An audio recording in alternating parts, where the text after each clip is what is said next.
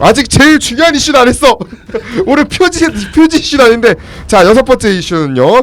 지상파는 주목하지 않았던 사격낭보입니다. 아 드디어 나왔네요. 드디어 나왔다. 세상에. 야 지상파 뉴스 진짜 딱 하나 봤어요. KBS 5월 12일 토요일날 김예지 월드컵 25m 권총 2차전 금메달 3개의 신기록. 네. 이게 다였어요.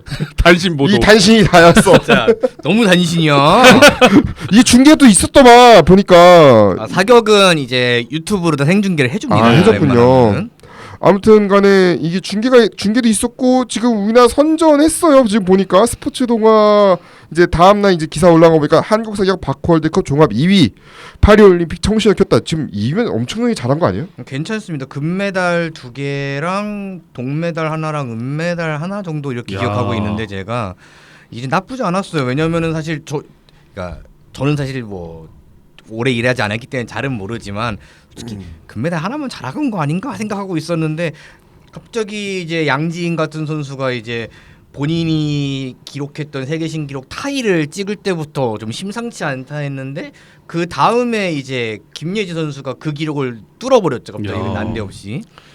지금 보니까 찾아보니까 금셋, 은둘, 동둘 이렇게 오. 돼 있고 그리고 또 이제 놀라운 거는 지금 성인 국제대회에서 한국 사격이 1, 2위로 시상대에 오른 거. 아까 여자 25m 권총 2차전 결선에서 네. 김예지, 양지인 선수가 각각 금메달, 은메달인데 네. 이게 남자 50m 권총 2012년 런던 올림픽 때 진종호, 최영래 아 그쵸. 12년 만에 그쵸, 처음에 그쵸. 기록이에요. 그때 진종우 선수가 금메달 땄고 최영래 선수가 은메달 네. 땄었죠. 예. 야, 그래서 이제 은근히 이제 기다려 봅니다. 야. 어때요? 파리 올림픽 전망 어떻게 생각하세요? 메달은 건데. 분명히 나올 거라고 생각은 아, 합니다. 메달 분명히 나온다. 메달은 나올 거라고 생각합니다. 아니 근데 이게 자 올림픽을 얼마 앞두고 이뤄낸 그 쾌거이기 때문에 이 컨디션이 그대로 올림픽으로 이어질 가능성이 충분하거든요. 이제 두 달 정도 남았으니까. 예. 한국이 네. 그 쉽게 말하면 사격은 공기총, 화약총이 있는데 공기총은 약간 좀 아슬아슬한데 화약총들이 성적이 나쁘지 않아요 지금 확실히. 그러니까 화약총이 소총을 얘기하는 거죠? 아니 아. 권총도 화약. 예. 그 공기로 이렇게 발사되는 거, 그다음에 화약으로 발사되는 거 이렇게 그걸로 나뉘어 가지고. 공기총, 화약총, 산탄총 주로. 산탄총이 이제 클레이죠. 클레이죠. 네, 클레이. 아, 그렇죠. 우리가 잘 아는 그 막 이렇게 하면은 옛날에 이보나 선수. 아, 그렇죠. 이보나 선수 은메달 아직도 은메달, 국가대표입니다. 동메달. 아직도 선수예요? 어린 얼마나 나이에 나갑니다. 네, 맞아요. 네. 그 선수 아직도 국가대표고 대단하다. 저번 항저우 아시안 게임에서도 나갔었어요. 근데 왜냐면은 저도 뭐 정확한 이유는 모르겠습니다만 산탄총 자체가 인기가 없어요. 대표적으로 이번에 저희 파리올림픽 국가대표 선발전 하는데 저기 스키트 이보나 선수 있는 종목이 4명인가밖에 안 나왔고 애시당초 출전 자체를 그리고 그 스키트 이런 거 2명 나왔어요 심지어는. 그러니까요. 의외로 클레이 같은 쪽은 우리나라가 뭐 왜냐면은 선수 이게 이후로 야외에서 같은 하기도 하고 호흡 자체가 좀 길기도 하고 길죠. 이래가지고 좀 되게 피하는 게 있는 게 아닌가라고 개인적인 생각은 듭니다. 아, 그래요. 아무튼 사격. 지금 일단은 제일 많이 딴 거는 일단은 중국이네요. 제일 많이 금메달 원래 땄죠. 중국이 잘하죠. 사격은 중국이랑 인도 이런 데가 인도가 굉장히 없죠. 잘합니다. 인도가 많이 끌러와. 항저우 아시안 게임 때도 중국이랑 인도가 잘했어요. 얘네가 다 해먹었어. 맨날 사격 결선 보면은 맨날 갑자기 가만 이제 우리나라 밑에 떨어지고 갑자기 어느 순간에 인도가 같이 치고 올라가는 거야. 막 그리고 중계할 때 보면. 사격 잘하는 나라가 러시아 그쪽인데 러시아는 이제 못 나오니까. 그렇죠. 이번에도 나오니까. 못 나오니까. 나올 수는 있습니다만 개인 자격으로. 개인 자격으로 네. 연주도 안 되고. 개인 자격도 아니고 이번엔 이름을 좀 바꿨어요. 또 뭐예요? 이름? AIN이라는 소속으로 아마 나올 건데 AI? 중립국가 선수라고 나올 겁니다. 아마 이번에는 중립국이. 애슬리트 아. 인디비주얼 뉴트럴 뭐 이건데 이게 개인 중립 네, 개인 중립국 선수 뭐 이런 자격으로 아마 나올 겁니다. 진짜. 벨라루스랑 러시아가 아마 그런 그쵸. 식으로 예, 해가지고 그게 아마 그 조금 최소한의 보장을 해주려고 다 나오는 건 아니고 그 개인 자격이나 쿼터를 이미 딴 선수들만 몇 명 추려서 나오는 걸로 알고 그쵸. 있어요. 그렇습니다. 그게 대표적으로 근데 그게 쿼터가 있어도 그 러시아나 벨라루스 그 군 활동을 했던 경력이 조금이라도 보이면 다 못 나오고요. 근데 이제 그 조사 자체 종목별로 자체 조사를 해가지고 이제 그 정도까지 활동 안 한 것 같으면은 이제 조건부 승인을 해줘가지고 몇 명이 오는 걸로 알고 있습니다. 네. 어쨌든 이번 파리 올림픽에서 사격에서 기대를 안 하고 있었는데 그러니까요. 기대 하나도 안 하고 있었네. 기대하지 말라고 해서 안 하고 있었는데. 기대하지 말아주세요. 기대하면 기대하지 또 말아주세요. 양지인 김예지 선수 활약 주목해 볼 만하네요. 예. 이것도 이제 언론들도 찾아가는 거 아니에요? 좀 있으면 인터뷰도 할 것 같은데 찾아가고. 이게 며칠 날 나가죠? 저희 이거? 저희 이제 화요일 날. 요거 아마 나갈 때쯤 미디어데이가 끝나 있지 않을까. 아, 미디어데이 해요? 미디어데이를 개최 예정에 있습니다. 미디어데이 할만하지. 지금 그것 때문에 좀 돌아버릴 것 같아요. 준비하는 사람은 누구나 실무자는 돌아버려. 실무자는 돌아버립니다. 자 이제 오늘의 메인 이슈로 한번 가보겠습니다. 드디어 나왔다. 메인 이벤트인가요? 네, 사회 섹션에 등장한 K리그. 역시 K리그 사회 섹션에 등장해야 제맛이지. 정말 즐겁다. 인천 물병 투척 사태 이야기를 드디어 해보도록 하겠습니다. 이게 사실은 보셨어요 경기? 안 봤습니다. 경기 안 보고. 네. 저는 이제 오는 길에 이제 경기 이제 오는 길에 보고 있었는데 이 장면을 라이브로 이제 보고 있어요. 퇴장면을 라이브로 봤고 퇴장은 이제 전반 이제 추가 시간 때 나왔고 결정적인 사건은 이제 후반이었는데 저는 깜짝 놀랐어요. 이게 갑자기 이런 중계를 이런 대박이었거든요. 그날 중계. 네. 야 다들 갑자기 깜짝 놀라가지고 난리가 나가지고 어마어마했던 사건인데 그래 이거 한번 사건 개요 한번 말씀해 주세요. 뭐 제가 얘기하라고. 네. 그러니까 인천 축구 전용 경기장에서 인천과 서울의 경기가 열렸는데 그러니까 아까 양 기자가 말한 퇴장의 전말은 그거죠. 제르소 선수가 그 가격으로 인해서 약간 보복성으로 이거는 보복성 가격으로 인해서 레드 카드를 받고 퇴장을 당한 게 있었고 그러니까 이때부터 슬슬 이제 분위기가 막 달아올랐죠. 원래 좀 경인 더비가 좀 치열하잖아요. 그렇죠. 원래 피지컬적인 충돌이 좀 많은 경기죠. 사실 슈퍼매치보다 좀 더 그 양 팀이 좀 더 이게 뭐 치열하고 서로 막 앙금도 있고 예전에 뭐 서울 같은 경우는 김남추 선수 그것도 있고 관련된 것도 있고 하니까 엄청나게 사이가 안 좋아요. 두 팀 팬들도 그렇고 뭐 항상 만나면 막 치열하게 싸우고 막 그런 경기인데 그 옛날 유명한 이제 문학에서의 그 유명한 짤 있어요. 네. 예. 깃발 들고 네. 콩으로 콕 모시기 네. 콩모 네. 그때 별명으로 하나 얻었죠. 네, 그 유명한 사건. 그거 엄청 언제 쪽이야 그것도. 그 옛날에 대한 시절 때도 막 이제 뭐 한번 뭐가 있었고 넘었을 때 거의 15년도 넘었는데. 네, 뭐 어버이날 경기할 때는 요즘 이제 K리그 팬은 몰라요. 왜 모르죠. 요즘 문학 시절 알지도 모를 걸. 선생님 너무 옛날로 가시지 말고요.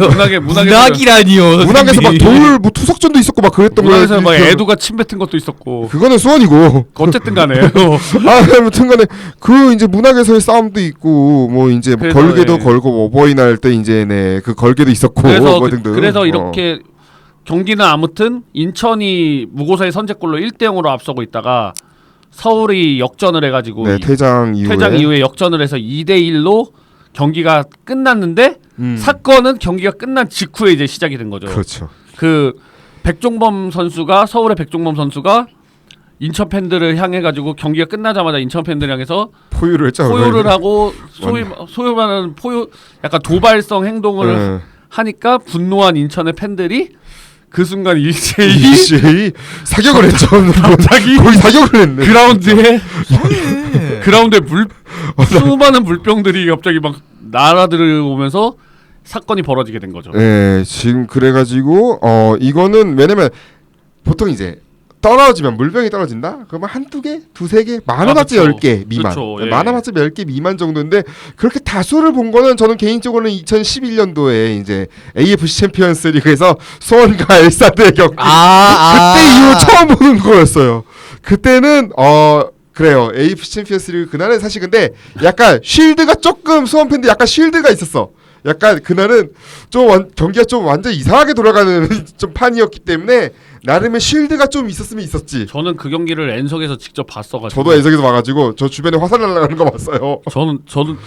저도 그때 뭐 분노가 치밀어 올라가지고 저는 그 정도 돼야 물병이 그만큼 날아가야 된다고 생각합니다. 저는 그 스테보가 주먹 날리는 걸 직접 바로 앞에서 본 사람이에요. 선수들이 막 싸우고 이게 어떤 애가 관중이 한 명이 난입을 했는데 이제 관중이 한 명이 난입인데 그 이제 알사드 골키퍼가 잡은 거죠. 멱살 잡은 거죠. 쉽게 말하면. 그러면서 벌어진 사건이었거든요. 그러니까 그때도 심판 판정이 워낙 이상했죠. 말이 안 됐죠 그때. 그러니까 두 번째 골 내준 시점에서 폭발했죠. 두 번째 골 내줄 때가 그때 그 이상 이제 쉽게 말하면 이제 골 그러니까 파울 상황 파워 상황에서 이렇게 그러니까 보통 통상적으로 걷어주잖아. 상대 쓰러져 있어가지고 어. 걷어내 준 건데 그러면 이제 볼을 돌려줘야 되는 거잖아요. 매너볼이죠, 약간 이른바. 네. 매너볼을 해줘야 되는데 그냥 냅다 냅다 그냥 역습이죠. 골키퍼 앞으로 차놓고 네. 그때 골 넣었던 선수가 누구였죠? 그 기안 아니었나? 기안 아서머 기한?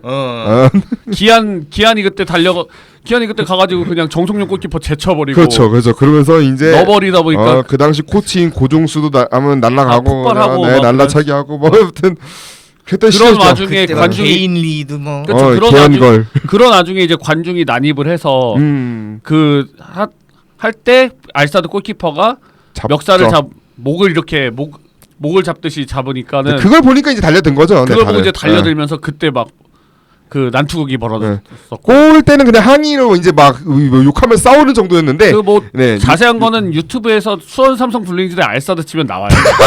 풀 영상이 있습니다. 나무 위키에도 있어요. 네, 풀 중계가 싹 다 있기 때문에. 나무 위키에 문서로 있어. 아니 근데 이번에 쿠팡 플레이는 이거를 삭제를 했어요. 이 부분을. 그렇죠. 네, 다시 보기로 했을 때 다시 보기 하면은 이 부분이 안 나옵니다. 안 나옵니다. 편집됐어요. 네. 하이라이트에도 안 나와요. 네, 그러니까 사실 모르겠어요. 이거 꼭 그렇게 자를 필요는 있나 싶긴 하지만 아무튼 이게 뭐 추후 방지용도 되긴 하겠지만 아무튼 뉴스는 보도가 다 됐으니까 문제 뉴스는 다 보도가 됐는데 이걸 이제 보도하는 것도 참 이제 다양하게 보도를 했습니다. 네, 일단은 토요일날 딱 이제 토요일날은 일단 기본적으로 일단은 3사에서 보도를 했고 이제 일요일부터인데 이제 4회면 시작되는 거는 일요일부터죠. MBC는 이제 K리그 불병 투척 중징계 불가피였고 월요일엔 KBS가 이제 딱 나왔어요. 몰상식한 물병 투척 사태 EPL은 팬도 사업 처리 대상인데 저는 약간 EPL 비교한 건 요거는 좀 괜찮았던 것 같아요. EPL의 사례를 이제 들었는데 참고로 이제 어떤 사례가 있었냐면은 홀란한테 이번 시즌에 맨시티의 홀란한테 이제 맨유 팬이 물건을 던졌어요. 근데 이거를 바로 경찰에 체포해가지고 구금이 됐대요. 이런 거는 깔끔하네 라는 생각이 딱 들었어요. 그래서 보석금 내고 풀려났다고 합니다. 그리고 이제 또 영국에서 그래서 지난 시즌에 2,000명이 넘는 팬이 체포가 됐대요. 나 뭔 영국은 어마어마하다 근데 생각해보니까 구금도 엄청 되고 영구 출입 정지당하는 사람들도 꽤 많죠. 1년에 그쵸. 영국에서는 실제로 말도 안 되는 짓이 너무 많이 일어나는 동네다 보니까 네. 여기는. 아무튼 그래서 이제 아까 전에 사건 말했지만 그 백종원 선수 상태에서 이제 또 기성용 선수 또 맞기도 했고 얘기 안 했지만 네, 그 다이렉트로 맞았어요 심지어. 그 하필이면 낭심 쪽에. 네, 영 좋지 않은 곳에 네. 맞았죠.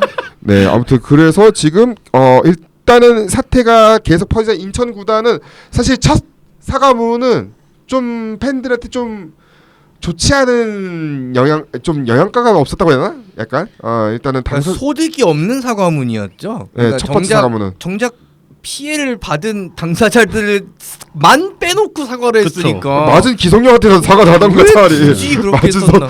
당장 맞은 선수한테도 사과 안 하고 그러니까요. 네, 아무튼간에 그렇게 됐었는데 이게 이제 두 번째 되니까 이제 좀 정리가 되다 보니까 이제 홈 경기 응원석 전면 폐쇄 조치도 이제 내리고 그 이제 자진 신고로 네. 그러니까 70 몇 명인가 아니 이제 100명 넘었어요. 100명 넘었나요 이제 이제? 100명 넘었어요.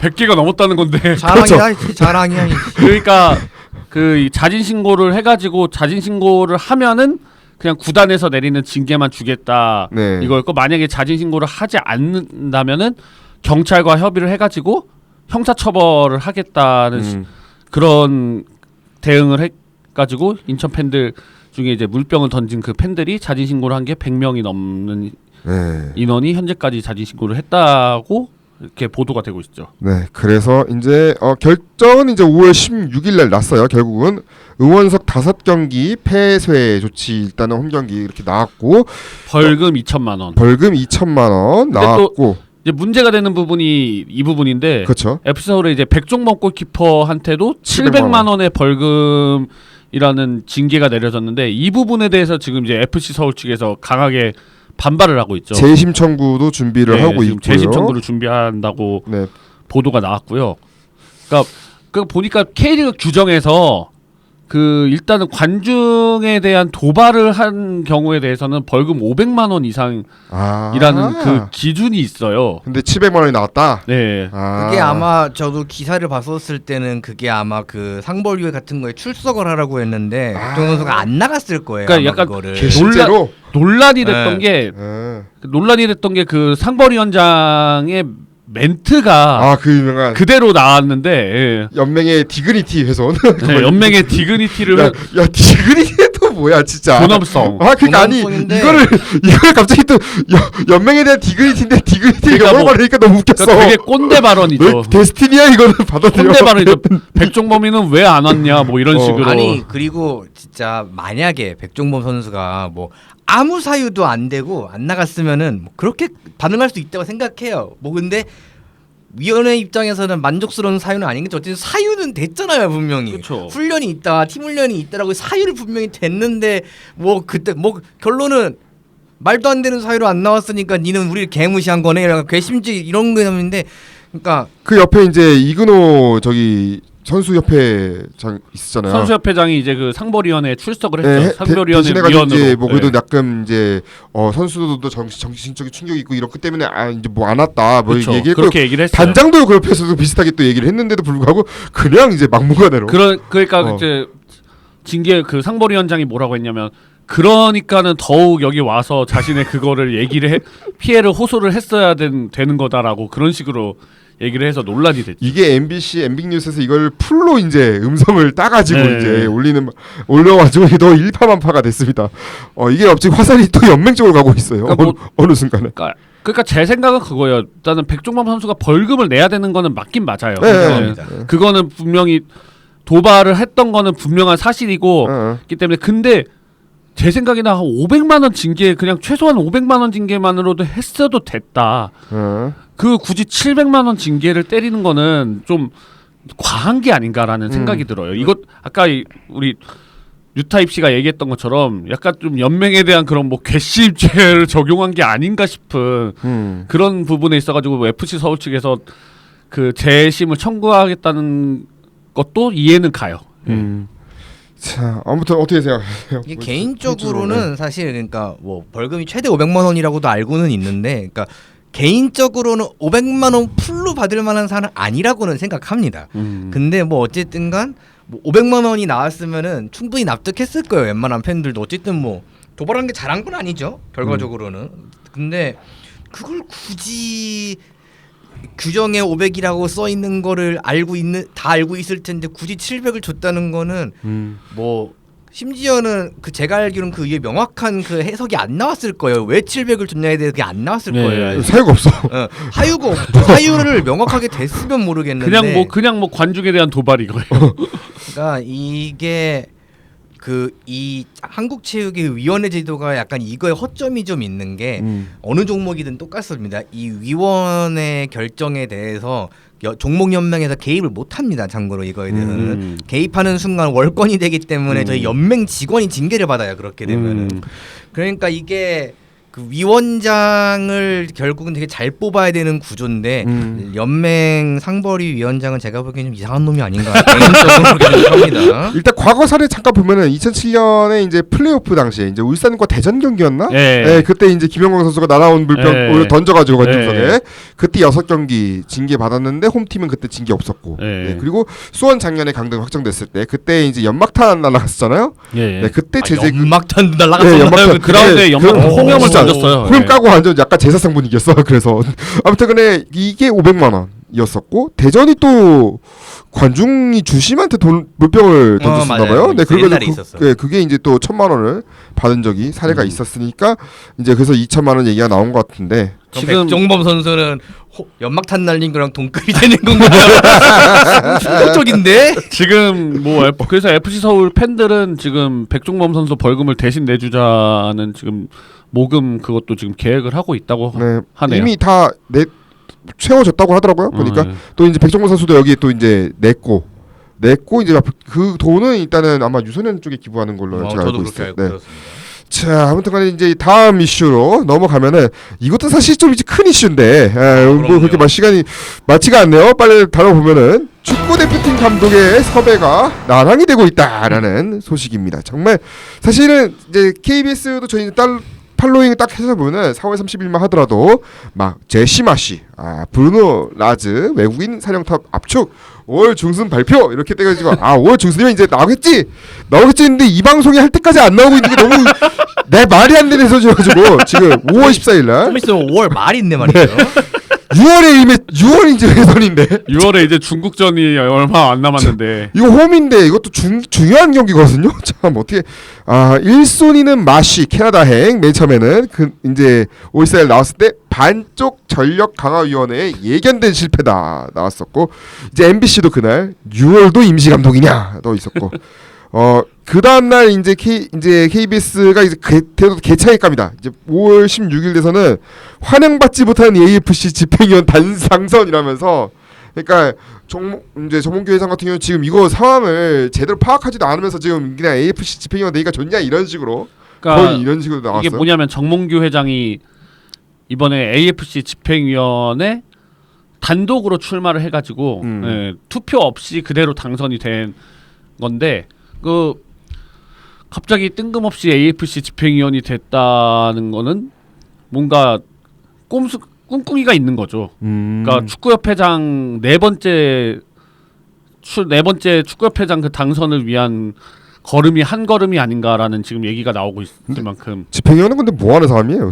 집행위원은 그거예요. 그러니까 AFC 안에 있는 여러 대회들 같은 거 있잖아요. 대회들이나 뭐 이런 결정 그런 거에 대한 결정을 하는 조직인데, 그러니까 뭐 나름 입지는 이제 좋아진 거죠. 우리가 AFC에서 뭐 대회 개최하는 거나 이런 거에 있어서 힘이 없었잖아요. 뭐 당장 뭐 당장 올해 아시안컵도 원래는 우리가 개최하려고 준비를 했었다가 카타르한테 그러니까 카타르한테 뺏기고 뭐 우리가 뭐 U23 아시안컵이라든가 이런 거는 거의 우리 한국에서 개최를 한 건 본 적이 없잖아요. U23 아시안컵이라든가 맞아요. U20 아시안컵이라든가. 그러니까 좀 이런 저연령 대회를 좀 슬슬 좀 유치를 한 다음에 좀 도전장을 내밀던가. 그러니까 이제는 뭐 유치할 수 있는 명분이 생긴 게 이거죠. 집행위원 당선된 그러니까 거. 제일 큰 거만 얻어먹으려니까 당연히 안 되지. 참고로 집행위원회라는 곳이 어쨌든간 어느 스포츠에서든 최고 결정 기구가 되고요. 이제 집행위원회에 거기서 나온 결정을 이제 이사회에 또 최종을 승인을 해주면 그렇죠. 이게 이어지는 구조기 때문에 어쨌든 정몽규 회장이 그 어쨌든 AFC의 그런 사업적인 측면에서 의견을 제시할 수 있는 위치까지 간 거는 좋은 거지만 네. 그거 빼고는 좋은 게 하나도 없다고 생각합니다. 뭐 사실 뭐 우리가 그 전에도 막 여러 번 얘기했지만 우리가 AFC에 뭐 스폰서가 있는 기업이 있는 것도 아니고 스폰서 있는 기업이 하나도 없잖아요. AFC에. 그렇죠. 예, 일본은 한 5개인가 되고 그러는데 뭐 그러니까 AFC 챔피언스 리그나 뭐 이런 거 AFC 대회 같은 거 보면은 그 광고 같은 거 보면 한국 기업은 하나도 안 보이고 일본 기업이랑 뭐 카타르 쪽 그다음에 뭐 네옴 시티를 하십니까? 이런 거. 그거 네옴을 하십니까? 그거 사우디 네옴시티 뭐 어쨌든 뭐 그런 것만 거기서 이제 엑스포 하는 거 아니에요? 그러니까 엑스포 해야지. 참. 그리고 이제 또 카사스도 불발됐고요. 그래서 지금 나온 게 귀에슈. 그렇죠. 근데 기네슈 감독은 옛날에 KBS 이제 저희 방송 이제 첫 번째 하기 전에 이제 그때쯤에 아마 기네슈 감독과 인터뷰를 했을 거야. KBS에서는 나 이제 준비됐다 이런 식으로. 네. 이제 그때만 해도 에이 이러고 있다가 지금 하니까 씨 안 돼 이거 데려와야 돼 지금 이 상황이잖아요. 그때만 해도 저 영감님 꿈이 크시네. 근데 지금 근데 영감님은 좀 어려우실 것 같아요. 이거였는데 지금은 이 감독님이라 데려와야 됩니다. 이러면 지금은 바뀌었어요. 그때만 해도 저는 그때도 귀내슈를 외쳐준 사람이었죠. 그때도 귀내슈가 해낸다라고 외쳤는데 아니 뭐 나이 때문에 안 된다는데 뭐 지금 그냥 뭐 미국 대통령보다 나이가 어리네. 미국 대통령. 이거 논란이 있는 여지가 좀 있는 것 같은데. 아니 왜 비교가 그렇게 가는 거죠? 아니 미국 대통령은 이제 8순인데요 지금 현재. 그래서 지금 바이든 건망증이 있다고 지금. 아니 말 안 했다고. 나 그런 말 한 적 없어. 나이만 얘기했어. 차라리 김성근 감독님보다 어리네 이렇게 했어야죠. 아니 나이가 문제가 안 된다고 그러니까 제 말은. 들먹이세요. 나이가 문제가 안 된다고 지금 나이 때문에 지금 뭐 안 된다고 이런 식으로 이제 딱 처음에 못 박아뒀던 사람들인데 갑자기 이제 와서 나이는 나이는 문제가 아니고요. 일단은 데려오는 게 이렇게 되고 있잖아 지금 상황이. 너무 지금 웃겨가지고. 그러니까 축구협회가 그놈의 연봉 깎아먹기를 제시마시 감독한테 시도하다가 퇴짜 맞고 이제는 기네시 감독한테도 지금 퇴짜 맞기 일본 직전인데. 그러니까 퇴짜 맞을 수도 있어 이러면은. 정말 일처리 참 깝깝하게 합니다. 네. 참 어느 팀 축구 생각나고 참 깝깝한 게 참. 자 그리고 다음 이슈 보면은 이 제가 너무 넘었어요. 여기 LG 팬이 있기 때문에. 예. 이제 아무튼간에 서울 프로야구를 5년 동안 미니 구장에서 할 수 있다라는 이슈가 네. 이제 아마 이날 SBS 스포츠 메인 뉴스였을 거예요. 네. 5월 17일날 메인 뉴스인데, 그러니까 잠실 야구장 자리에 이제 동구장을 이제 짓기로 했죠. 근데 네. 이거를 또 웃긴 게 지금 이제 그 구장을 쓰고 있는 LG와 두산의 협의도 없이 나왔던 상황이잖아요. 이 동구장 얘기도. 그죠? 그러면 이제 이런 상황에서 갑자기 이제 주경기장을 또 찾아야 되니까 경기장을 찾아야 되는 이 상황에서 주경기장의 임시 야구장을 논의가 되고 있어가지고 이것도 저기가 포함이 된 거예요, 구단이? 뭐가요? 구단이 이제 얘기한 거예요, 이거는 같이. 그러니까 이거는 애초에 그 경기장 동구장 지을 자리는 저기 뒤쪽 거기 보조 경기장 쪽으로 계획을 했다가 KBO 쪽에서 안 된다. 거기 너무 접근성이 안 좋다. 뒤쪽이다. 뒤쪽이죠. 접근성이 좋지 않기 때문에 지금의 잠실 야구장 자리로 했으면 좋겠다 해가지고 지금의 잠실 야구장 자리에 짓게 되면서 이제 그러면은 짓게 되면서 그러면 이제 LG랑 두산은 어디서 경기를 해야 되나라는 게 논의가 되다가 이제 그러면은 잠실 종합운동장을 리모델링해서 새로 동구장을 건설할 동안 그 잠실 종합운동장을 리모델링해서 거기를 이제 야구장으로 해서 LG와 두산이 임시 홈구장으로 쓰게끔 하겠다라고 이제 결정이 된 상황이고, 그거에 대한 이제 세부 계획이 나왔는데 문제는 관중석의 규모가 지금 12,000석 쪽으로 지금 서울시가 제안을 했다는 거죠. 지금 테스크 안전 전문가들. 왜냐면은 공사 중이기 때문에 뭐 안전사고 우려가 높고 관중 퇴장하는 동선 같은 거에 있어서 그 12,000에서 13,000 이상까지는 지을 수가 없다. 그래서 13,000으로 석으로 하는 게 낫다. 이렇게 지금 얘기가 나왔는데, 문제는 뭐냐면 지금도 현재 잠실 야구장이 23,000석 규모인데 뭐 웬만한 빅매치 같은 경기 있을 때 주말이나 뭐 이런 인기 팀들 같은 경우가 오늘도 두산 롯데 경기 매진됐었잖아요. 그런 인기 팀들 경기가 있을 때는 항상 매진이 됐는데 이게 지금 13,000석으로 약 만석 정도 규모가 줄어들면은 지금 하나 수준이네요. 그렇죠. 네, 하나 이글스파크 그쵸. 13,000석 규모. 이게 더 어렵고, 그 다음에 이제 LG랑 두산의 그 구단 수익에 있어서도 그렇죠. 수익 차이가 4,000명 차이면 거의 그래도 반 줄어드는 거죠. 그렇죠, 이 정도면은. 근데 실제로 종합운동장이 조금 완전히 생 공사판이에요 지금. 맞아요. 그렇죠. 제가 그 야구장 가가지고 얼마 전에 야구장 갔는데 딱 마침 자리가 저기 네이비석 뒤쪽이어가지고 제가 경기 전에 그 네이비석 뒤쪽에서 이렇게 보면은 잠실 주경기장이 보여요. 그래서 봤는데 한참 공사하고 있어요. 제가 사진도 찍었는데 이거 제가 잘 알고 있는 이유가 그 종합운동장이랑 그 잠실 야구장 그 안에 그 종목단체 사무실들이 원래 되게 많았어요. 그쵸, 그 예. 안에도.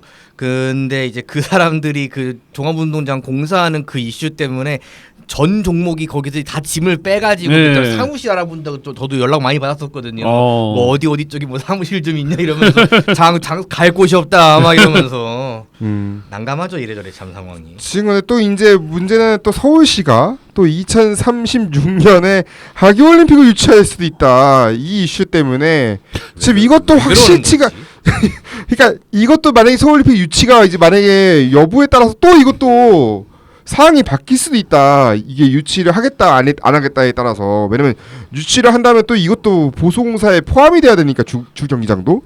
그러다 보니까 이 대체 구장이 여기가 또 안 될 수도 있다는 것도 이제 문제인데. 근데 대체 구장은 될 거예요. 웬만하면.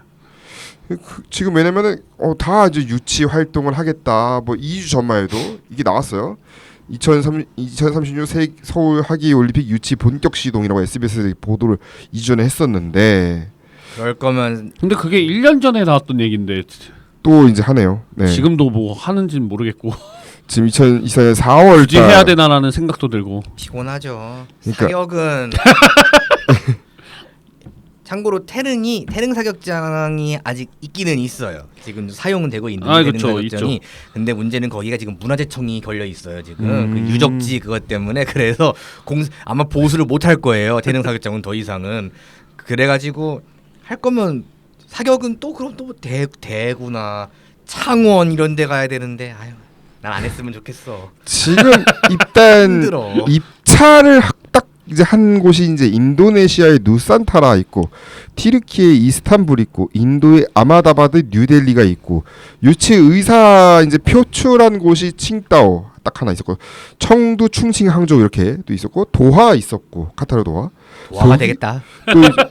왜 아무튼 유치 의사는 또 있어요. 독일 베를린과 이스라엘 테라비브가 같이 그때 한번 얘기 한번 전쟁 때였나 뭐 때 한번 있었던 거기는 될 리가 없고요. 왜냐면 이제 이게 왜 이거였냐면은 이제 1936년 베를린 올림픽 이후 100년 만에 열리는 대회니까 약간 이제 독일 이스라엘의 화해 이미지를 담아서 네, 근데 그게 되겠냐고요. 근데 멀어. 지금 이스라엘 하는 꼬라지를 보면은 이거 내가 이거 내 말은 아니야 이거는. 이것도 내 아니 뭐 말도 못하게. 아무튼간에 아무튼 그게 있고. 중국 청두는 또 나쁘지 않을 수도 있어요. 왜냐하면 청두가 작년에 그 대학 선수권 대회를 열었던 그게 있기 때문에 얘네가 청두가 요즘 청두랑 지금 보고신 잘 보면 중국 청두랑 이집트 카이로 그리고 카타르 도하 이런 데가 요즘 네, 이집트 약간 카이로도 있네요. 요 세 개 지역이 유독 좀 무서울 정도로 그 스포츠 메카를 굉장히 열망하는 그 걸로 보여요. 지금. 청두는 지금 오늘 저기 결승전 열리는 그 e스포츠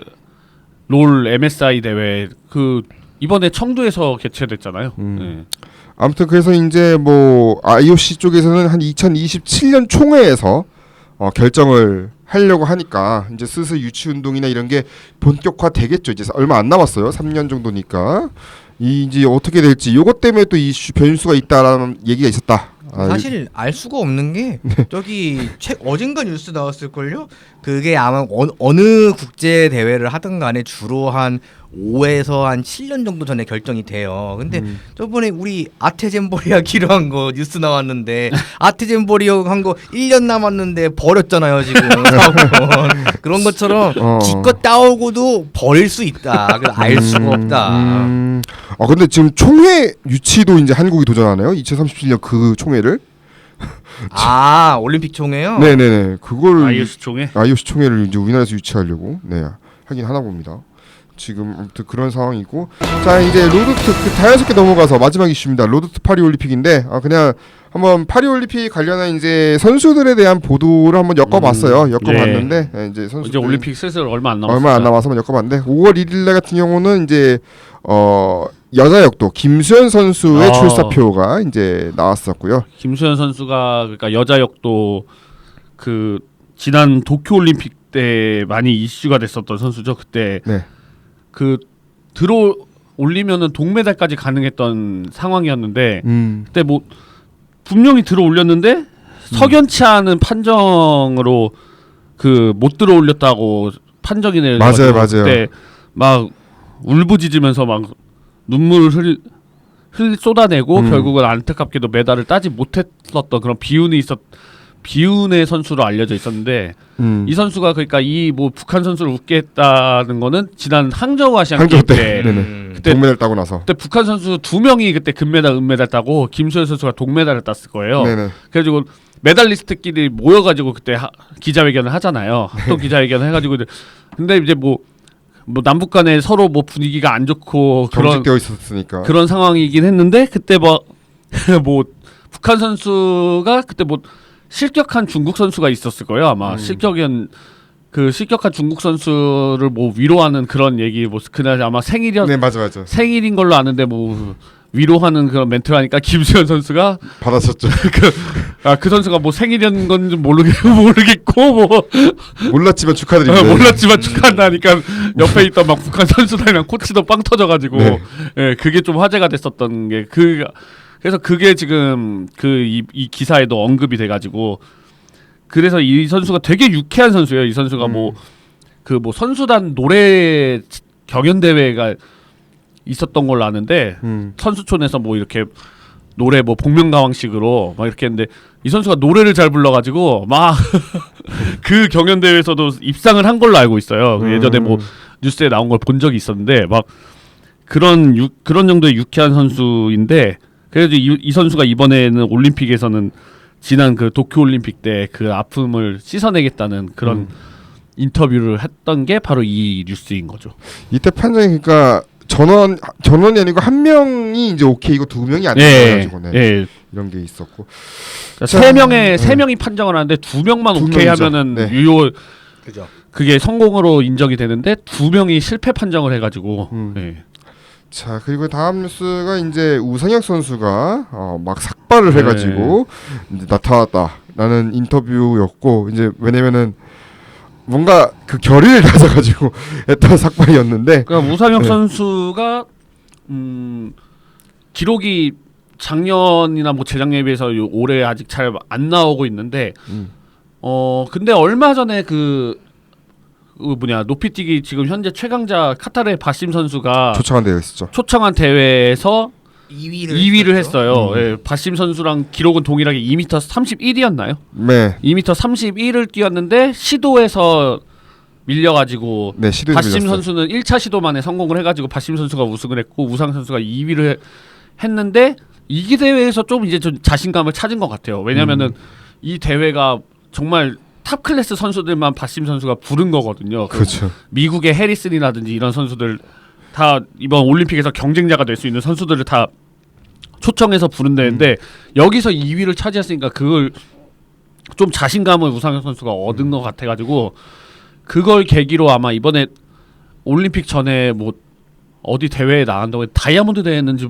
대회인지 어딘지 모르겠는데 아무튼 거기 나와가지고 좀 더 이제 기록을 끌어올리겠다라고 포부를 밝혔죠. 한국 육상에서 이렇게 관심 받은 선수가 그 이봉주 말고 이유는 없었어요. 그러니까 이게 진짜 대단한 게 우상혁 선수가 만약에 이번에 올림픽에서 메달을 따면은 마라톤밖에 메달이 없었던 그렇죠. 우리나라 한국 육상에서 최초의 최고죠. 올림픽 정말 메달이거든요. 마라톤 대단한 제외하고. 그리고 만약에 황선우 선수나 뭐 김우민 선수 같은 경우 이 선수들이 만약에 메달을 따고 우상혁 선수까지 메달을 따면은 한국 올림픽 역사상 한 번도 없었던 육상 수영 동시 메달 획득이 나오는 거예요. 쉽지 않았죠. 쉽지 않은 그러니까 이죠. 지금 한국 선수단 좀 성적이 많이 기대가 안 되는 이 상황에서 그 정말 희망이 될 수 있는 기초 종목 정말 육상 수영이야말로 올림픽에서 가장 대표적인 기초 종목이잖아요. 그렇죠. 메달도 가장 많이 걸려 있고 그렇죠. 그런 그 이 두 종목에서 동시에 메달을 따내는 성과가 나온다면은 그건 정말 한 줄기에 한국 그 스포츠의 빛이 될 수 있는 그런 진짜 역사 쾌거가 될 수 있지 않나라는 생각이에요. 제가 진짜 이번 올림픽에 엄청나게 기대 걸고 있는 거는 딱 이거예요. 지금 육상 수영 동시 메달 획득. 근데 저는 이제 그거는 아까 전에 다른 선수인데 저는 뉴질랜드 그 해미시커 이 선수도 약간 좀 요주의 대상 같아가지고 이 선수도 살짝 이제 메달 경쟁자. 예. 많이 올라오는 많이 올라오고 있더라고 예. 최근에 경기 보면은. 이 선수도 좀 이제 만만치 않은. 그러니까 경쟁자가 많죠. 뭐 미국의 해리슨, 이탈리아의 탐베리는 뭐 워낙 그때도 공동금 메달 땄던 선수였으니까. 자, 그럼 다음 뉴스 보면은 또 장우진 선수 얘기가 또 갑자기 또 많아졌어요. 그때 마룽에게 이제 중국 탁구의 전설이라 할 수 있는 마룽에게 이제 처음으로 이겼다고. 예. 그러니까 사우디 오픈 대회, 사우디에서 열린 대회가 있었는데 장우진 선수가 중국 마룽 선수 세계 랭킹 3위이고요. 이 선수가 세계 랭킹 3위고 올림픽에서 2차례나 금메달을 땄고 세계 선수권도 여러 번 우승한 정말 명실상부한 중국 탁구의 지금 현재 레전드 선수인데 마룽 선수를 장우진 선수가 이겼어요. 그러니까 이 마룽 선수가 근데 저번 세계 선수권에서도 우리 부산에서 열렸던 지난 2월달에 열렸던 팀 세계 선수권에서도 그때 이상수 선수한테 졌었잖아요. 마룽 선수가. 맞아. 근데 이번에 장우진 선수가 또 마룽을 이겼는데 이 장우진 선수는 3차례 만나서 한 번도 이겨보지 못했었는데 4번째 만남에서 드디어 이겨가지고 16강 진출을 하게 되었죠. 장우지 선수가. 저희가 어차피 이 다음에 코리아를 얘기하니까 일단 여기서 일단은 줄이고요. 예. 다음 종목 보면은 이제 안세영 선수가 사실은 이제 무릎 부상이 좀 이제 길어져가지고 본인도 좀 이제 컨디션이 100% 아니지만 계속 찾고 있다고 얘기는 하고 있거든요. 그러니까 항저우 아시안 게임 결승전 때 약간 너무 무릎 심했죠 그때는. 부상이 있었잖아요. 그때 천이페이 네. 선수랑 결승전 근데 할 때. 그날은 진짜 정말 정신력으로 네. 싸워서 이긴 거니까. 그때 중간에 막 무릎 부상으로 막 힘들어 했는데 결국 정신력으로 이겨서 금메달을 차지를 했는데 그 이후로 무릎 그 치료를 받고 다시 시즌에 임했는데 좀 그 무릎 부상 후유증 때문에 결과들이 좀 안 좋았어요. 저번 그 뭐 전용 오픈에서도 3연패를 못 하고 탈락을 했었고 그 항상 항상 안세영 선수가 이겼던 중국의 허빙자오 선수가 있어요. 천이페이 선수보다 조금 랭킹이 낮은 선수인데 그 뭐 이 선수도 못하는 선수 아니에요. 세계 랭킹 5위급에 되는 선수인데 근데 어쨌든 안세영 선수가 한 번도 진 적이 없었는데 또 홈버퍼가 있잖아요 또 그다가. 이 허빙자오 선수한테도 이번에 져가지고 약간 좀 슬럼프가 온 게 아닌가 싶었고 그리고 이번에 열렸던 그 팀 세계 선수권 그 우리가 팀 세계 선수권이라고 하는 토마스컵 여자 배드민턴은 우버컵이죠. 잠깐만 헷갈리는데 지금 검색 좀 해주세요. 우버컵이 여자 대회고 남자 대회가 토마스컵으로 알고 있는데 우버컵이 맞네요. 네, 우버컵에서도 우리가 지난 우버컵에서는 우리가 우승을 했었는데 작년에 중국을 이기고 우승했었는데 올해는 4강에서 우리가 인도네시아한테 발목이 잡혀가지고 떨어졌어요. 4강에서 떨어져서 동메달을 땄는데 이때 안세영 선수가 출전을 안 했어요. 출전 안 했는데 그래서 무릎 부상 때문에 출전 안 한 건데 그건 아니고 그냥 이때 뭐 컨디션이 안 좋았대요. 그 뭐냐 뭐 소화불량 이런 컨디션이 안 좋아가지고 그래가지고 출전을 안 했는데 어쨌든 간에 그런 걸로 인해서 뭐 지금 좀 약간 올림픽을 앞두고 힘든 시기를 보내고 있는데 이거를 이제 이겨내려는 의지를 이 뉴스를 통해 가지고 안세영 선수가 얘기를 한 거죠. 일단은 대표팀 같은 경우는 일단은 이제 컨디션 관리를 해줄 예정이라고 해요. 이제 뭐 투어 대회가 한 7개 정도 남아 있으니까 이제 등급 높은 한두 개 정도만 출전을 하고 그쵸. 네, 일단은 어차피 출전권이 확보가 되어 있으니까 그쵸. 네, 되어 있는 상황에서 굳이 뭐 중요한 거는 올림픽이니까요. 네, 중요한 올림픽이니까 사실 뭐 올림픽 1번 시드 받는데도 크게 문제가 없을 거라는 판단이라고 그러니까 해요. 네. 안세영 선수가 지금 올림픽만 남겨놓고 있어요. 지금 커리어 그랜드 슬램에서. 그렇죠. 왜냐하면 세계 선수권 우승했죠. 아시아 선수권 우승했죠. 아시안 게임 우승했죠. 그다음에 전용 오픈 우승했죠. 우승할 만한 건 다 했어요. 다 지금. 했죠. 올림픽만 남아 있는 거예요. 지금. 그러니까 일단은 과부하가 아닌 게 오히려 이제 컨디션 찾는데 더 이게 집중해야 될 것 같지 않은가. 그리고 참고로 이번에 배드민턴도 좀 기대가 될 만한 게 여자 대표팀 여자 복식에서도 메달권 가능성이 있는 게 이소희 백하나조 그다음에 저번 세계 2위네요. 네. 예, 저번 도쿄 올림픽 때도 메달을 땄었던 김소영 공이용조. 예. 킹콩 라인 그 네, 김콩이야? 김콩네. 그때 도쿄 올림픽 때 동메달을 딴 걸로 알고 있거든요. 맞아요. 동메달 땄었죠. 그래서 그때 6위조네요. 예, 그래서 그 두 조도 충분히 메달을 딸 수 있는 조고 그다음에 남자 복식. 남자 복식보다는 혼합 복식이 좀 더 혼합 복식? 가능성이 있습니다. 혼합 복식의 서승재, 최유정조 이 선수들이 지난번 세계 선수권에서 그때 4위조네 지금 랭킹이. 지금 세계 랭킹은 4위인데요. 지난 세계 선수권에서 그때 우승을 했었어요. 이 서승재, 최유정조가. 그래가지고 충분히 메달 가능성이 있다고 판단이 되는 조입니다. 네. 일단은 지난 올림픽에서 동메달 이제 김소영 공이용조가 이제 동메달 딴 게 이제 유일한 수학이었는데. 그렇죠. 근데 네. 우리가 이따 작년 항저우 아시안 게임 때 봤었잖아요. 꽤 금 하나, 은둘, 동둘 네. 이런 식으로. 그래가지고 그때 금 둘이었죠. 항저우 아시안 게임 때. 둘이었나? 여자 단체전. 여자 단체전. 네, 맞아. 여자 단체전 맞아. 그때도 뭐 완승했으니까. 네, 그러니까 그래가지고 뭐 그때 항저우 아시안 게임 때처럼만 하면은 이번 파리 올림픽에서 배드민턴도 상당히 좋은 성적이 기대가 된다라고 보는 거예요. 참고로 이제 남자 복식도 진짜 서승재 강민혁조는 세계 랭킹 또 2위니까. 예. 서승재 강민혁조가 그러니까 큰 대회에서 약해요 좀. 그게 좀 랭킹 포인트를 많이 쌓은 거구나. 네. 근데 올림픽에서 잘하면은 여기도 잘 나올 것 같아요. 남자 단식은 아무래도 좀 힘들지 않을까 싶고 우리가 뭐 언제 뭐 남자 단식은 잘한 적이 없어요. 자, 다음 뉴스는 또 이제 여기 어디라고 이제 KBS가 너무 간단하게 여기 어디라고 써놔가지고 뭐야 했는데 보니까 파리로 공간 이동 올림픽 예행 연습해가지고 이제 일단 양궁 얘기인데 양궁은 매 대회마다 정말 그 유명하죠. 미리 그냥 특설 무대를 만들어놔요. 양궁 그러니까 전용 무대야 전용 무대 거의. 그러니까 양궁 대표팀 훈련이 뭐 소음의 그 훈련에서 옛날에 막 야구장에서 수많은 야구 관중들 막 그 응원 속에서 그때 훈련했던 것도 있었고 그리고 이번에는 또 완전히 파리처럼 꾸며놨어요. 파리 실제 그 경기장을 그대로 세트랑 이런 걸 다 가져오고 경기 진행도 불어로 이렇게 너무 웃겨. 그러니까 진행도 불어로 이렇게 진행하는 진짜 올림픽처럼 예행 연습을 해가지고 유명하죠. 네, 그렇게 맞춰놓고 A팀 대 B팀 해가지고 예행 연습을 한 게 이번 뉴스에 나왔죠. 하긴 뭐 B팀도 거의 국가대표잖아요 사실상. 그렇죠. 그렇지 여기는 뭐 A팀이야 B팀이랑 거의 뭐 옛날 그 한국 축구 대표팀이 거의 청룡 백호 막 이런. 그것도 언제 70년대 얘기를 하고 있어요. 옛날 사람이 아니.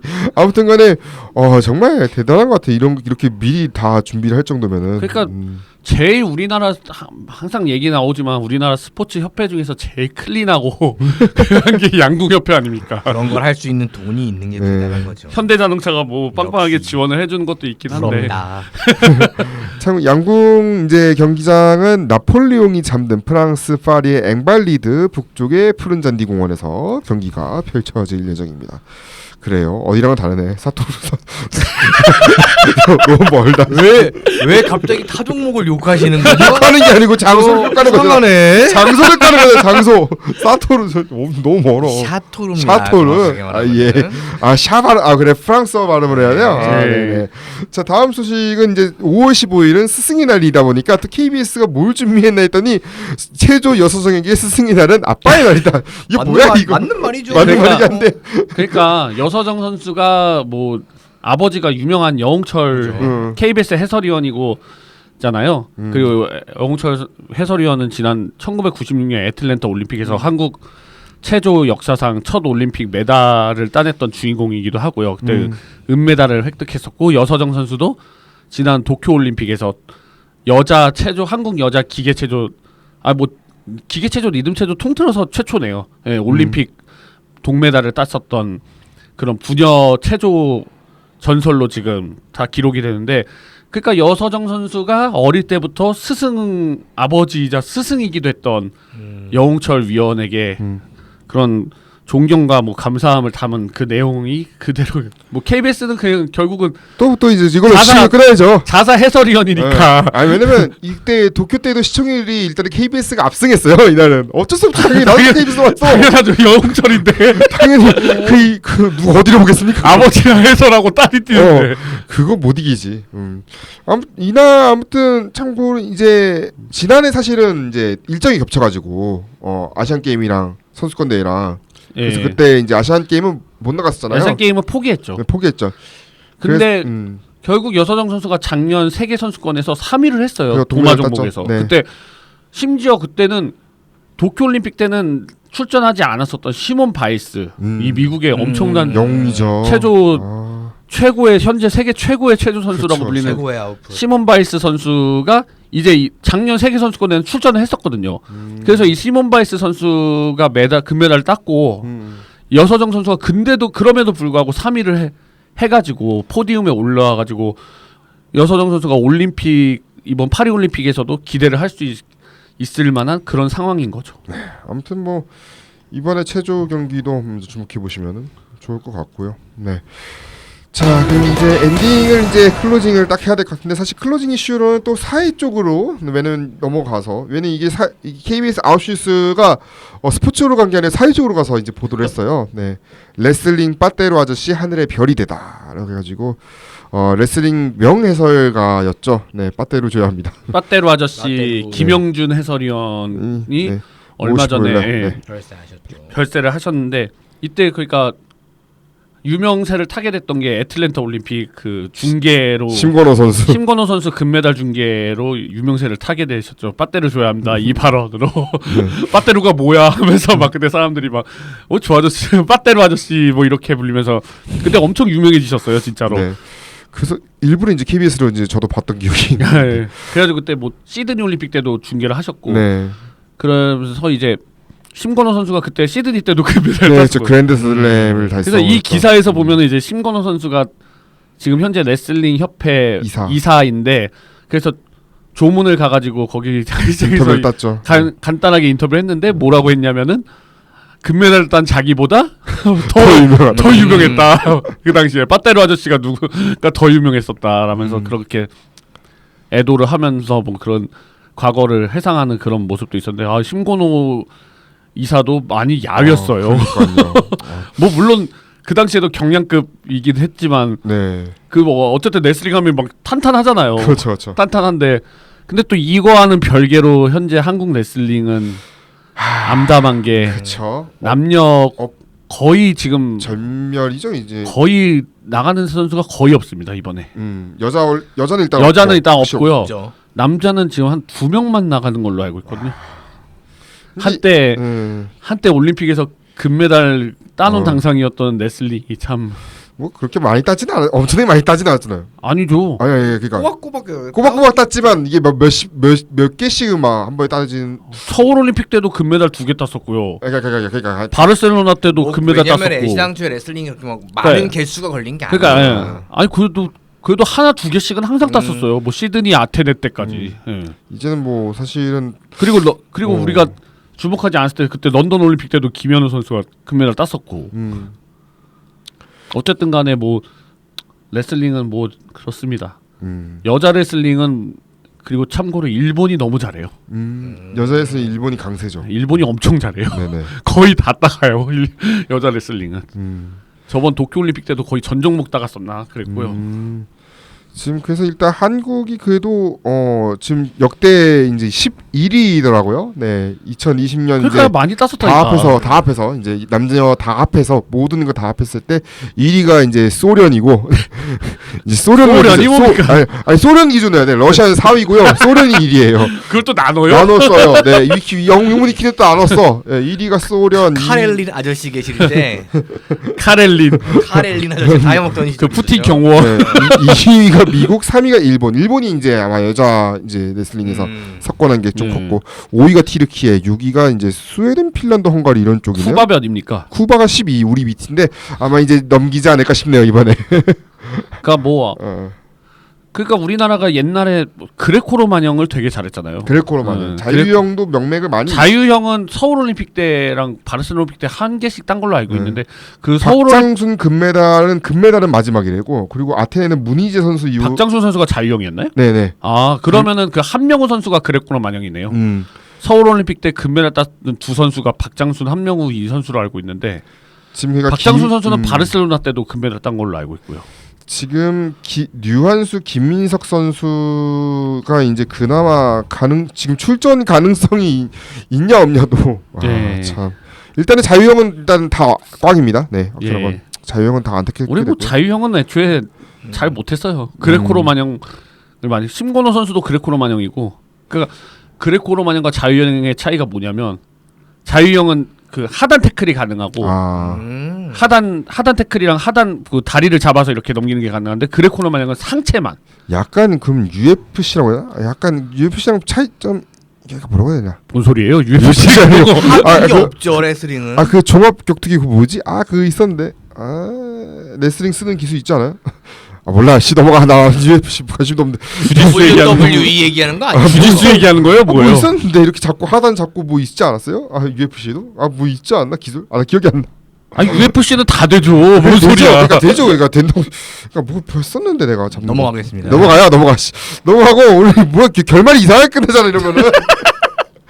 결말 나만 바보 되는 걸로 끝나버린다. 원래 바보였어. 뭐야? 오늘의 결론 양 기자가 양 기자했다. 네, 아무튼 다음 시간에는요 찐팬구역 4회에서 6화까지 한번 이야기를 나눠보도록 하겠습니다. 지금까지 양 기자였습니다. 청취해주신 대단히 감사합니다.